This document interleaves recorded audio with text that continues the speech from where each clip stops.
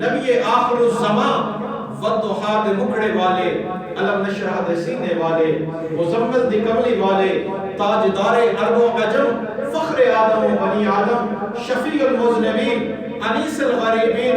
حضور رحمت للعالمین صلی اللہ علیہ وآلہ وسلم اس دنیا تے تشریف لے آئے ہیں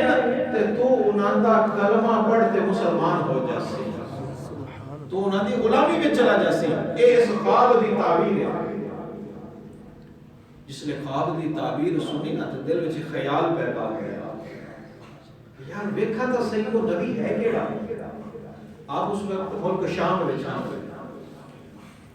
اپنے کافرے نو چھڑ دیتا، کاروبار جڑا ہے لوگاں دے حوالے کرتے آ گئے، صرف اسے خواب دی تعبیر دے مگر تے مکے جس نے پہنچے نا تے پوچھا، لوگاں نے دسا کہ ہاں عبد المطلب رضی اللہ تعالیٰ عنہ دا پوترا ہے، عبداللہ دا بیٹا ہے، تے اس نے نبوت کا اعلان کیتا ہے۔ انہیں ٹردے ٹردے سرکار دے کاشانہ نبوت تے پہنچ گئے، سرکار دی بارگاہ وچ پہنچ گئے، سلام پیش کیتا، دست بستہ عرض کرتے ہیں، سونا میں سنا ہے کہ تسی نبوت کا اعلان کیتا ہے۔ سرکار نے ارشاد فرمایا کہ ہاں ابو بکر،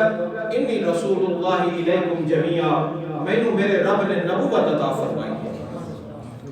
حضرت ابو بکر صدیق رضی اللہ تعالیٰ عنہ نے عرض کی تھی، اے اللہ دے نبی، اے اللہ دے محبوب صلی اللہ علیہ وسلم، میں تھوڑا کلمہ پڑھن واسطے آیا ہاں تے پڑھسا بھی ضرور ہے، پر میرے دل دی تسلی واسطے جیڑا بھی نبی ہوندا ہے وہ کوئی نہ کوئی معجزہ لیتے آندا ہے، تے میرے دل دی تسلی واسطے مینوں کوئی معجزہ تو دکھاؤ تے باقی میں کلمہ تھوڑا ضرور پڑھ سا، آیا بھی اسے کھاتے ہیں۔ سرکار نے ارشاد فرمایا کہ ابو بکر، او ملک شام والا خواب